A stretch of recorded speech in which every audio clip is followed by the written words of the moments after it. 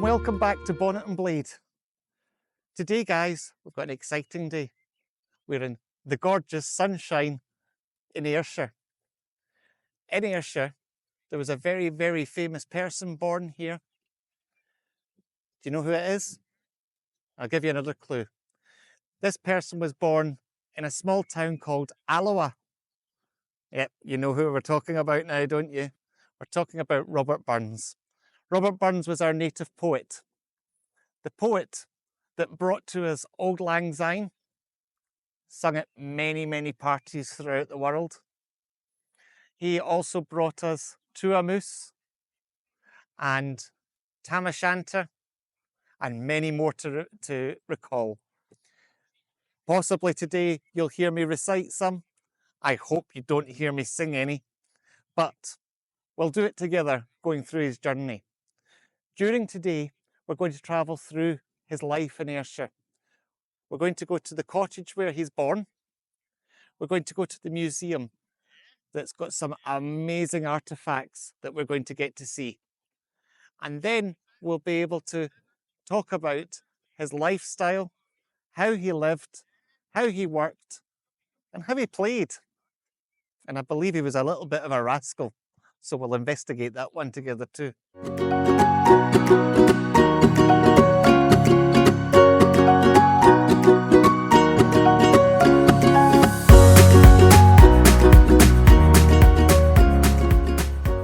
Welcome to Burns' Cottage here in Alloa. Robert Burns is a well-kent Scottish poet. He's known for a lot of different tunes and songs, like Auld Lang Syne, I'm sure you know that one at the end of a party, or even My Love is Like a Red, Red Rose for those romantic Valentine nights. He's such a well-known poet in Scotland, I would go as far as to say he's as well-known to Scots as Shakespeare is to the English. He was born in this cottage on the 25th of January, 1759. This little cottage was actually a little farmsteading, homesteading if you're in America. It was a tiny little farm. We know them as crofts here in Scotland. He came from a poor farm. His father, William, tried very hard to bring up the family, and he focused very much on education. Education was key to William Burns. He wanted his children to be educated, because if they were educated, they stood a chance. He was the eldest son of William Burns, and his mum was Agnes Brun, as it's said in Scotland, or Brown if you're in England.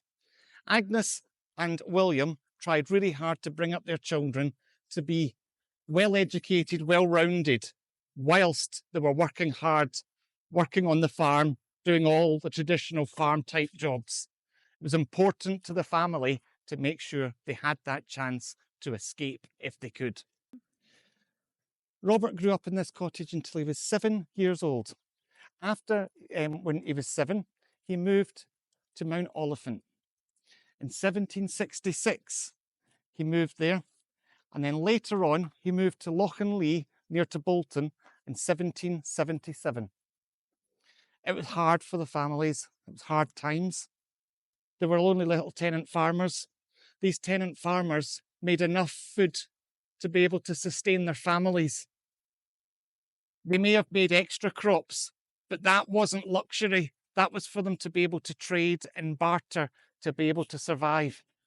So the family found themselves constantly striving to get to the next meal, slipping into a slow decline of debt. Burns struggled to be able to make it good. Robert was keen to help his dad and move on. So from a young age, Burns was out working the fields and trying his best to help in that family background.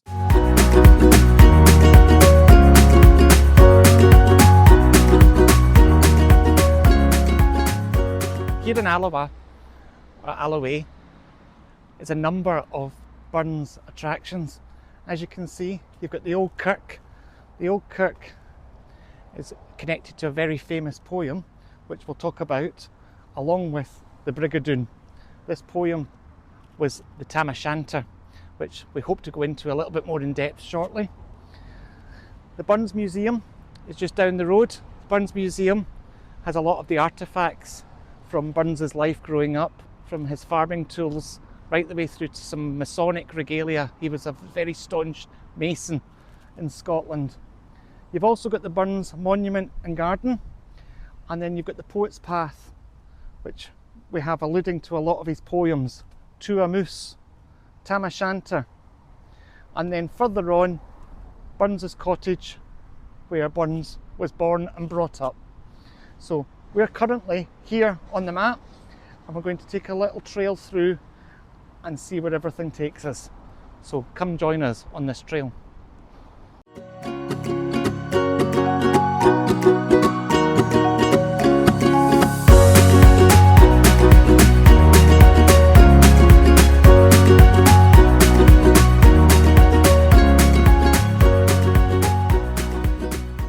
As you can see in the croft here, it's very dark and dingy.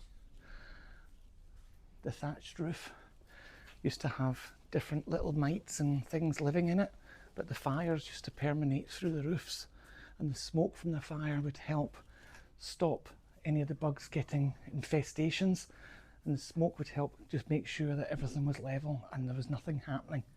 But what we have noticed is coming from outside in, outside in Scotland today, it's a beautiful sunny day, really warm.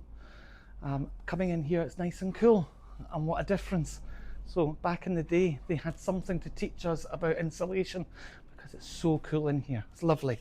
Come on, we'll go through. So here in the byre, you've got the different cows. Very much different to farming today. Farming today is mass farming. This would have had the family cows. They would have had 2 or 3, and that would have been enough for making milk and butter and cheese. And they would have had other animals in here too. So it's very much living with the animals. The great thing is the animals would have been of great value to them. So with the animals being of great value, they would want to look after them to the very best they would be able to. So if they're in with them, they can see if there's any illness, sickness, any problems straight away. But equally, they can tend to them morning, noon and night without having to brave the climate that Scotland gets to in some of the weather. Come on, we'll go further in. As I was telling you earlier, Burns was very much, William Burns that is, teaching his children, having them educated. So as you can see here, the little tablet with ABCs and some text for reading. This was very important for them to be able to become that educated, well-rounded family that they did become. And this is where the family would be sitting of an evening. The fireplace. The rug on the floor is known as a rag rug. All the different rags pulled through and tied to make a nice quality rug in front of the hearth. You'd find quite often the family dog or even the children curled up in front of the fire. And then around the room, you've got the oil lamp. This on the wall here is an oil lamp. So they'd fill it with some of the dripping or fats, and they would be able to have it burning. But also, I don't know if you've seen the reedy grass, it's got a pith inside it. They would soak that in some sort of animal fats, and then they would burn it like a taper, and it would be very much like a candle, and they would have reed lamps, and they would be flickering. They would be nowhere near the quality of our candles then, but it's something that's very much of interest to me, the old reed lamps and oil lamps. So if you see this in an antique shop anywhere, folks, that's what it is. It's an oil lamp. Coming round, we have a little footstool, milking stool. That was designed just to get down on the floor, milk the cow, milk the goat. That's what that would be. You get 3-legged and 4-legged. And the reason for 3-legged furniture in any way is because you can't find a 3-legged stool that's uneven. You must have sat at a table where one of the legs have been wonky. That's because a 4-legged table or stool is much harder to get level than a 3-legged. So the 3-legged milking stool was common in the parlours because the floors were very uneven. The family had a clock. That's unusual. To have a timepiece of such stature and grandeur would be very unusual to have, but it shows that William was very much about making sure his kids were taught the very best and were able to tell the time. And you've got the old bottles, and you've got the washing dolly. When this is lifted up, there'll be normally a 3-prong bottom that's used for washing the smalls.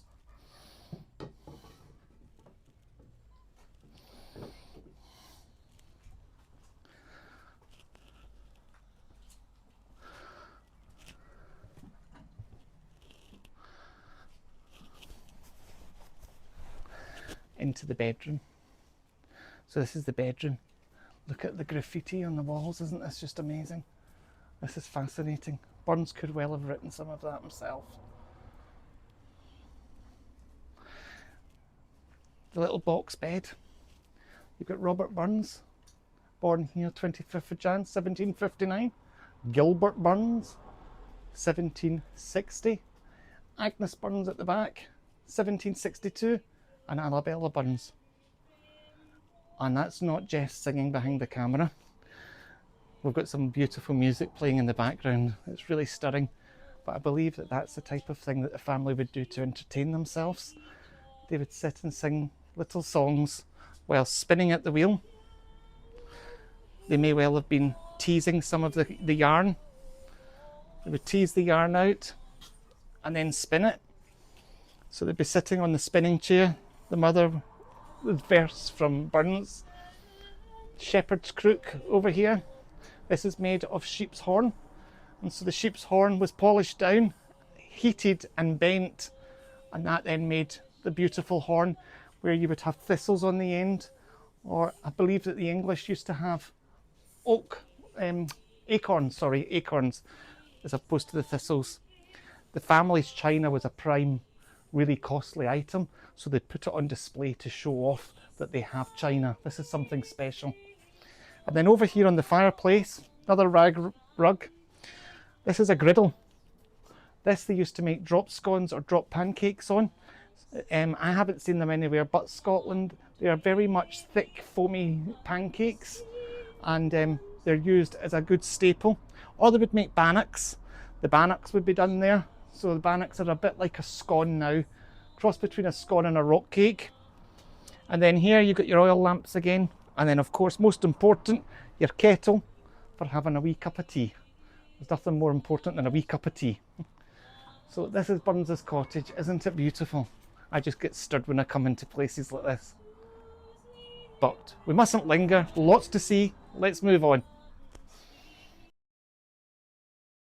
As you can see here, the willow or wicker, it's a nod to both The Wicker Man, as the famous film that you'll all know, but this wicker statue has been made for the poem that I'm sure you all know, the Tam o' Shanter. The Tam o' Shanter was a brave guy who came out the pub and was chased by the witches. But we'll go into that in more detail later, but I just wanted you to see this amazing statue made out of wicker. Isn't it fantastic? Tam himself on his horse. Let's see how well knowledge you are. What was his horse called? Comment below. Robert Burns was an interesting character, and sadly he was struggling to make ends meet. During his time of making ends meet, he didn't know whether he would be successful or not. Robert Burns worked on the farms. He got himself into a lot of debt. Whilst he got into that debt, they asked what is going to happen. The exciseman, the sheriffs, and the authorities got involved. They said, Burns, you need to pay this money that you've got in debt with. So he decided to sell some poetry, which became the Kilmarnock edition. If he hadn't done that, his options could have been so much different.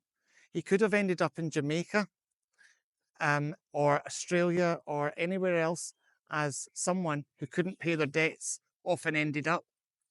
Or he could have ended up selling everything and not being able to go forward. But either way, he saved the day. Well, chaps, now we've arrived here at Burns' museum here in Alava. Burns has got its own museum, as well as the house that we've just previously been to. We're going to go and see what artefacts Burns has got here in the museum. So come on, we'll go in together. I just see myself in that door and I look fat as anything.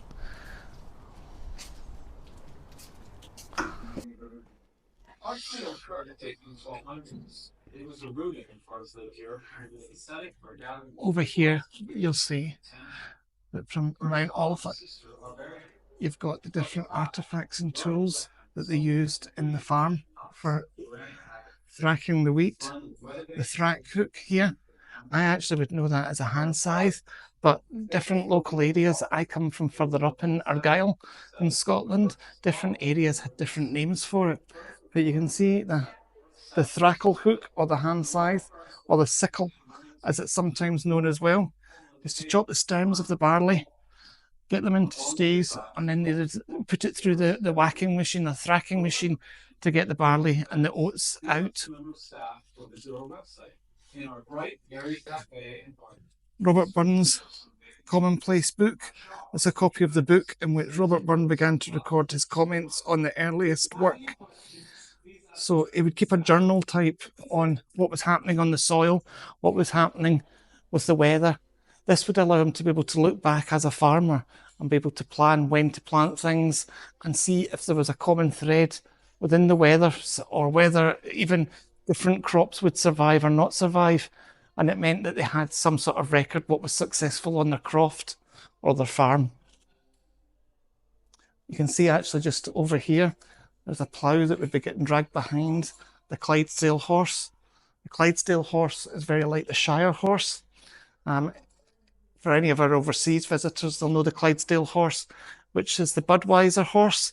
That originates in Scotland in the Clydesdale Valley, hence the name Clydesdale horse. And it was used to work on the farms. And Robert Burns would be very familiar with the Clydesdale horse. Coming over,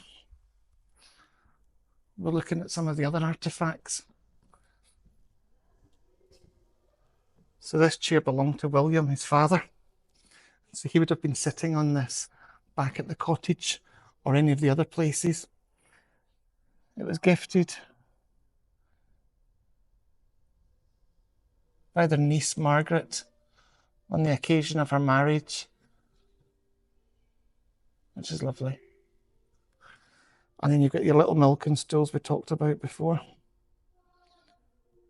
And William's copy of The Spectator, Volume 2. And a manual of religious belief by William Burns. And Agnes's copy of the Psalms of David. By all intents and purposes, a very religious family. Good Christians.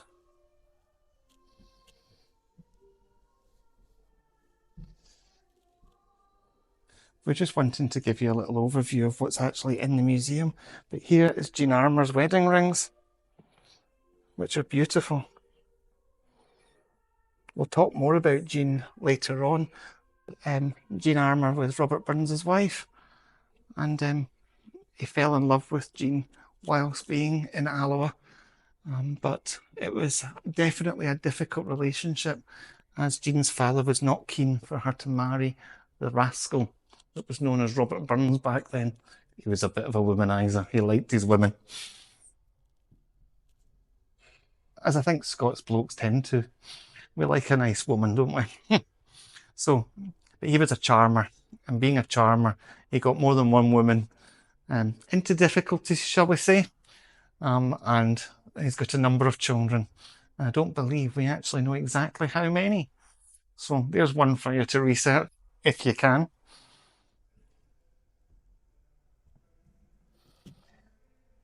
Back in the day, the one book that most families would have in Scotland is the family Bible. In the front of the Bible, they would do their family tree, like up here on the wall. In the front cover, you'd have your family tree being written, and then you would pass this Bible on through the generations, and they would add their bit onto the family Bible. I'm really saddened that it's a thing that's sort of stopped now. Although I have our family Bible on the bookcase at home, and I will be passing it on in the hope that it continues, but it isn't a commonplace thing any longer. It seems to have stopped. So let's see if we can revive it, because it's a really nice thing, because not only are you passing on a nice religious artifact and a big family Bible, but you're also passing on that family tree. and the little stories and artifacts. And it's an amazing what you can put slide bits of important paper in there to let the family know history, because history is important. And you believe that because you wouldn't be watching Bonnet and Blade if you didn't.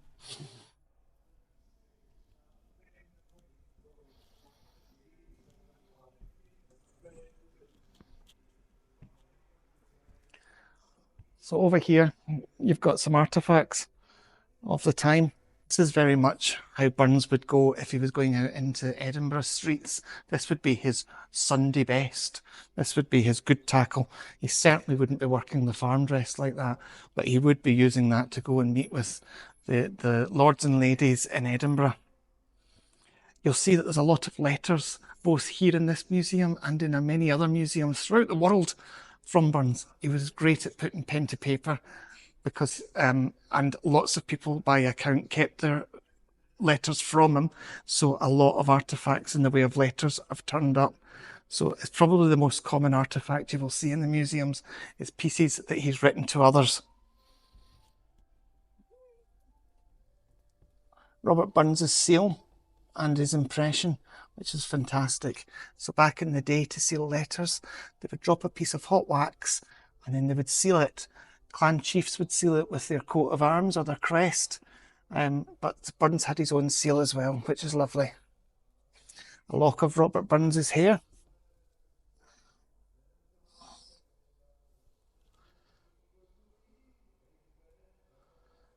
And being the dapper dandy that Robert Burns is, his waistcoat buttons.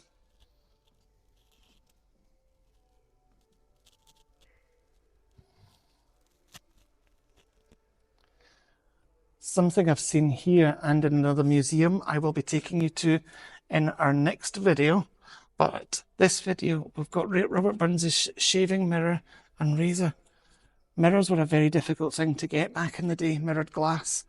So you tended to find that they tarnished like this, or they used very highly polished sheet metal because a mirror defect glass was very expensive to do. But they needed something to be able to shave, and they'd have his cutthroat razor and his little mirror. The one thing that Robert was is he liked to be the dandy. He liked to just look bob on, cleanly shaven, and the total dandy with the hair and just looking pristine.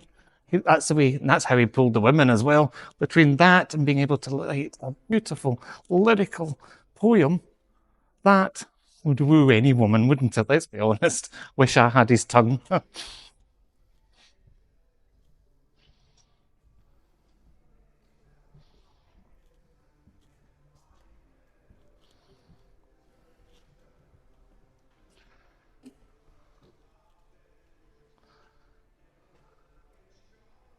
It's a nice, beautiful painting here, the Cooter's Saturday Night. The painting depicts the main scene from the Cooter's Saturday Night where the father gathers the family for the reading of the Bible. As we talked about the Bible before, this ties nicely into the family reading. As you can see, the cottage, this would be very similar to the sort of cottage that we saw earlier that Burns would be sitting in. And I think that the family time where they're reading over the Bible, if they can read at all, was very important. And a lot of families, I believe, the father used to wing it and tell them the stories he'd heard in the church from previous sermons ago. And so he would pretend to be reading the Bible. But on Burns's, that was definitely not the case because they were well literary people. He wouldn't have been able to get away with it. His sons would pick up on it quickly.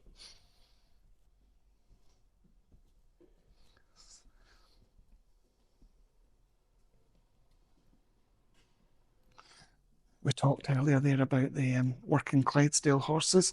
Here is a fine example. You've got a pair of Clydesdales. So Burns at the plough here, and he's got the plough.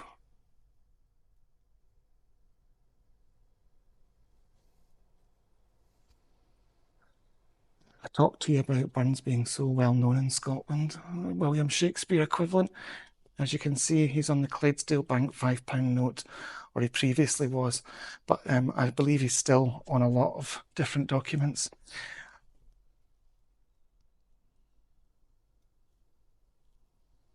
When I was younger, I learnt a poem, and this is my favourite ever poem, To a Moose. I can even recite some of it from memory. We Sluicket Curn timorous beastie, oh what a panic in thy breastie. We'll go into that in more detail soon. But that poem is one of my favourite because it just describes that mouse and the way that mouse was feeling right to the second.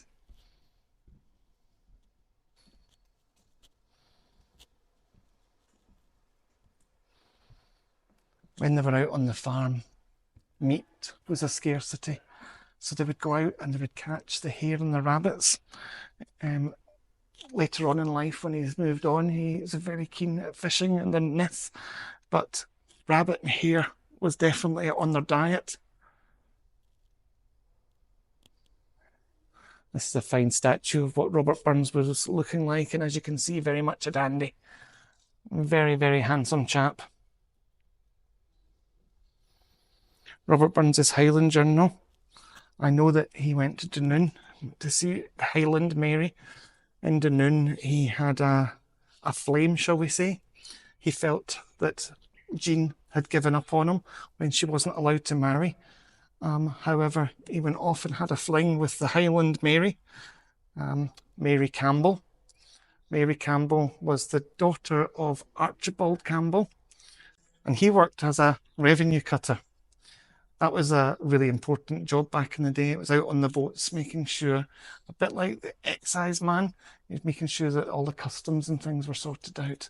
So it had quite an important job, and he certainly did not want his daughter Mary associating with a bit of a womanizer scoundrel like Burns, who was just a little crofter with no prospects, or that's what he thought. So that was Burns's time in the Highlands, I believe, although I'm sure he went many, many other places too.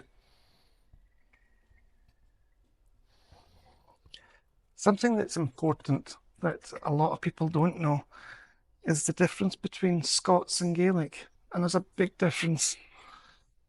A lot of people think that Scottish people all spoke the Gaelic, or if they didn't speak Gaelic, they spoke English. Scotland was broken up into lots of different places, and it really depended on where you lived, depending on what your dialect was. And Scots was its own language. So when you see the old Scots written like Burns favoured, very much Burns favoured Scots, the old Scots. And so when you're seeing it written down and you really can't understand quite what it means, it's the old Scots. It's not Old English or it's not slang English by any manner of means. It's the Scots dialect, and it's its own language in its own right, and it's not Gaelic. So many misconceptions that Burns wrote in the Gaelic, he didn't, he wrote in the Scots dialect. So there's one for you to look up, a little bit investigating for you. Look into the Scots as opposed to just the Gaelic or English. Burns, known as a beggar. He was a rascal. I don't know about a beggar, but definitely a rascal. On this picture, it portrays him with the landlady's daughter, Jess. What I find really interesting here is I know that this is the landlady's daughter at Mauchline, where he stayed for a period. But I also know when he stayed in Dumfries, he also had a bit of a fling with the landlady's daughter in the Globe. So he had a thing for the landlady's daughter. Was this to get free ale? Or was this just to get a cheap room for the night? Or was it to get a cheap warm room for the night? You know what I mean? Kirkgore. The kirk was very much the Scottish equivalent of the chapel, but the kirk is the Presbyterian, it's the Protestant church. So whether you're the Wee Free or whether you're Church of Scotland, which Burns was, the kirk was definitely the family focus. You did not work on the Sabbath. You did not do anything that could be portrayed as work on the Sabbath. The golf was portrayed as not allowed in the Sabbath, and so quite a lot of gentlemen would turn their walking sticks into what looked like a putter. And what they would do is they would have a little knockabout with the ball, and if they seen the minister coming along, they'd turn it up and go, "Oh, my back, my back," so that the minister didn't realise they were playing golf. So the church was very important back in the day, and should still be. And we'll leave it at that, I think. So here you've got a number of the printing process and different items relating to the process that Burns's poems would have taken. Burns did not know that his poems were going to become as resolute as they've become and as well known as they've become throughout the world. Sadly, Burns died at a very young age. He was in his mid-30s when he died, which is really sad. But here you have the printing stocks, the rollers. What they did was they decorate the leather bindings on the books, and they would run that through the leaf gold, and they would etch it into the leather to be able to give the nice scrolling around the books. And that's what gave the nice patterns on the old leather-bound books.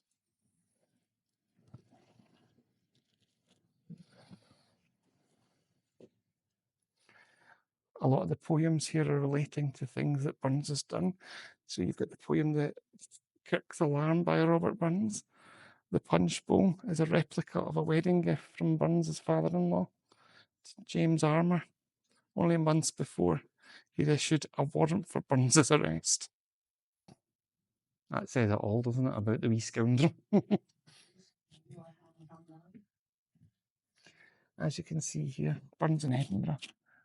The fascinating thing for me was Burns, is Burns didn't have a penny to rub together, but he mixed with lords and ladies. He mixed with the hoity-toity. He was very well known in the social set. He could do all that. He just didn't have a penny to rub together. But he definitely mixed well with them, and he was fitting in perfectly well with them. They all had a lot of respect for him.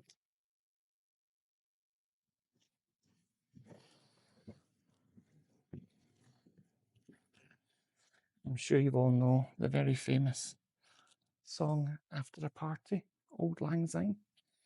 Did you know, though, that Auld Lang Syne was actually written prior, and Burns took that and made it very, very famous by putting it to music, tweaking it slightly, and bringing it on. So here it says Auld Lang Syne, the Edinburgh forger Alexander Howland, antique smith, made this copy of Auld Lang Syne.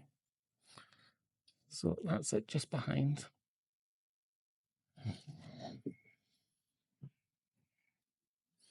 So down here you've got the different works of Burns. You can still buy the works of Burns today. They're still in the bookshops. I've got an up-to-date copy, and I'm very lucky to have an old edition of the Kilmarnock edition.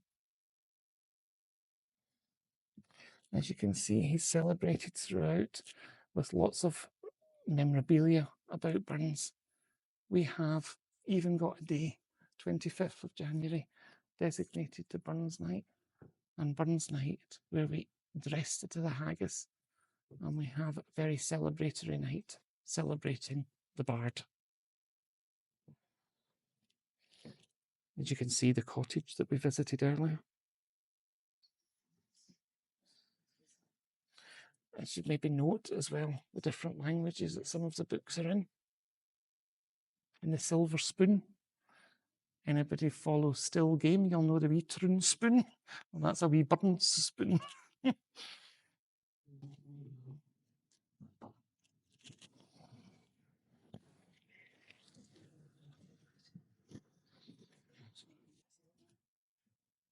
I'll talk to you more about the Kilmarnock edition.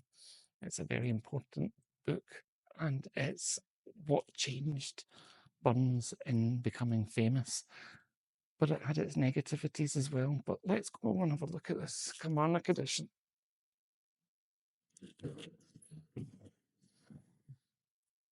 The Bard's bestseller. I'm as well to read this. In the summer of 1786, the first book of Burns's poems was published in Kilmarnock. To Robert Burns's surprise and delight, 612 copies sold out within a few weeks. Encouraged by his success, Burns travelled to Edinburgh to discuss publishing a second, larger edition. His life had changed forever. The negative bit was that Burns didn't really see that. As I said to you before, Burns passed in his mid-30s. What killed Burns? Over the years, people have blamed Burns's early death on numerous causes, including alcohol, sexually transmitted diseases, what a naughty boy,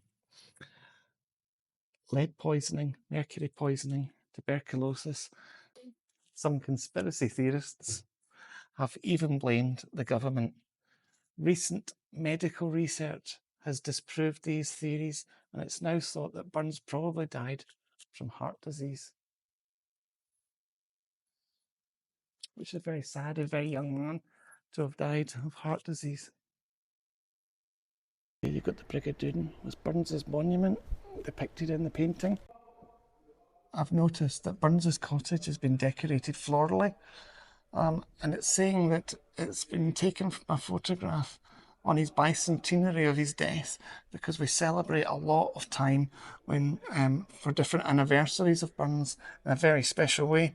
So as I've said, every year we celebrate Burns on Burns Night, and Burns Night is very big in Scotland, and we very much celebrate the bard in a big way. Kids at school learn about it, and the parents tend to go out and celebrate with a wee dram and haggis, neeps and tatties. Invitation cards here to Burns's banquet. Burns suppers. Burns has a very, very nice old grace called the Selkirk Grace, and I would like you to look it up. And if you ever get asked to say grace anywhere and you don't know what to say, you've got that one in your back pocket. Remember the Selkirk Grace. It's really good to have when you're ever asked to say grace anywhere.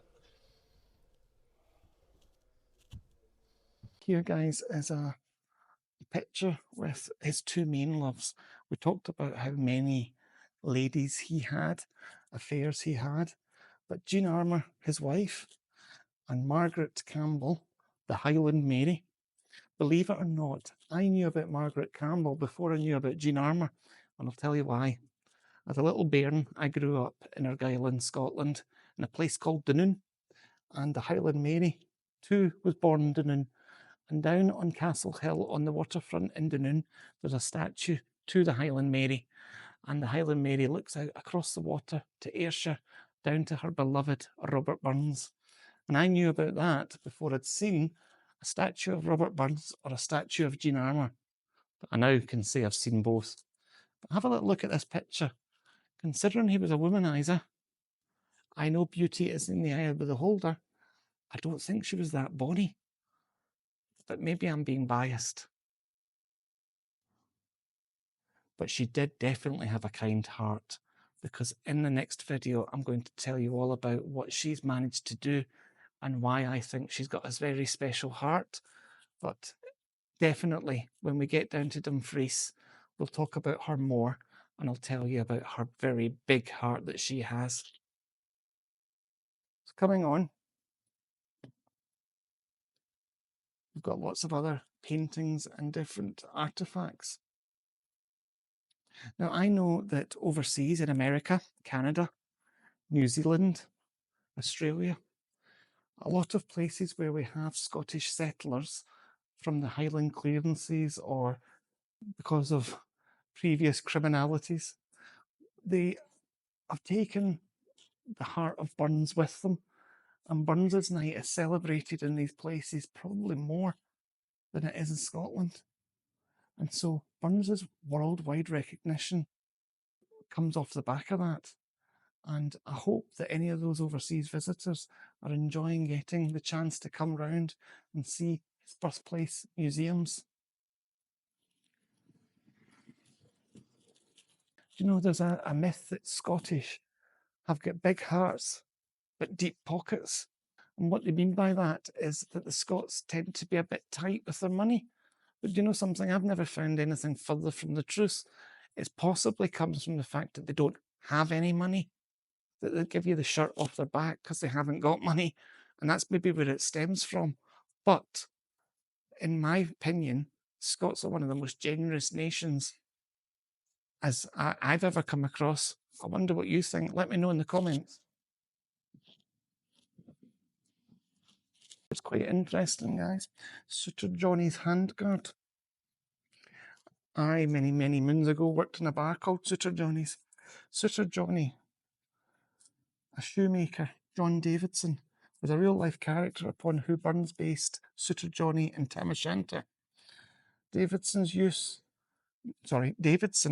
this handguard to protect his hand while stitching. And Jess, my daughter, cameraman, does a lot of leather stitching for her bridles and things for her horses. So she'll empathise with how hard it is to actually stitch leather.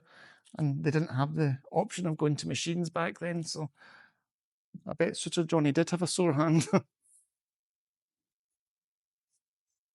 Tam O'Shanter written in Burns' own hand. That's nice to see.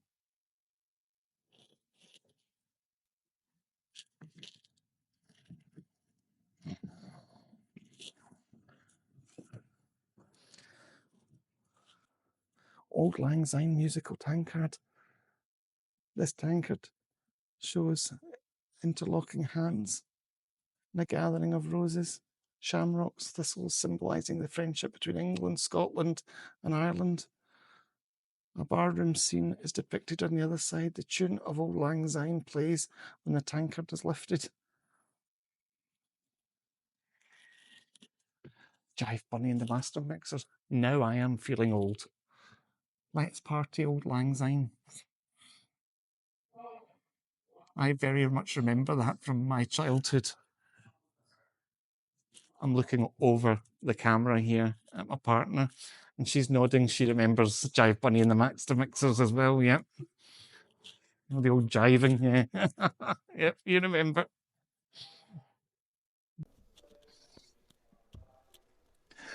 One of his famous poems, Scots wi' hae wi' Wallace bled, Scots wi' hae as Afton led.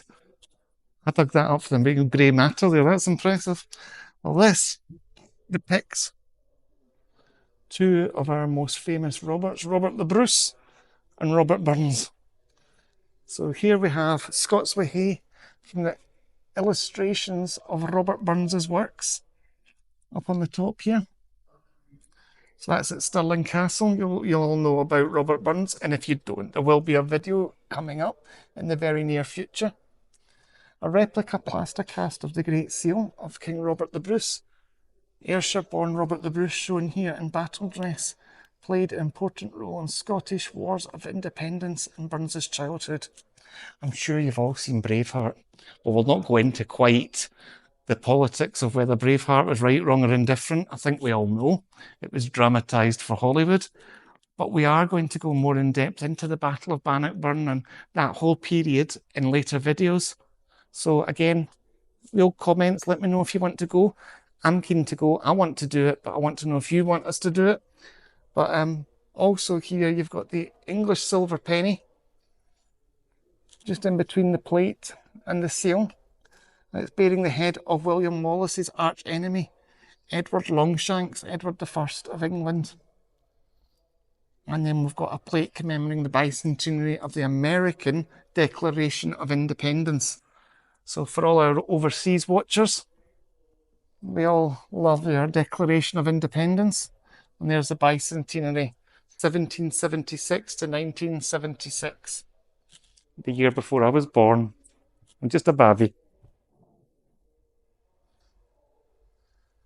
Bannockburn, Bruce to his troops. Robert visited Bannockburn near Stirling in August 1787, where he wrote Scots wi' hae. 6 years later, sent to an old tune which he imaged Bruce's troops had heard as they marched into battle. I'm not going to sing the song for you, but it's very much Scots wi' hae wi' Wallace bled, Scots wi' hae as Afton led, and I can't sing, so it stops there. Well, I don't know about you guys, but I found that a fascinating museum, and I love to see an awful lot of the artefacts that the museum has of Burns, our amazing poet. It doesn't stop yet. We've got many more things to do in our adventure. We've got another video coming up just shortly, and that video is Burns in Dumfries. That's where he died. But there's a little bit more to his life yet still to talk about, and that's going to happen in Dumfries.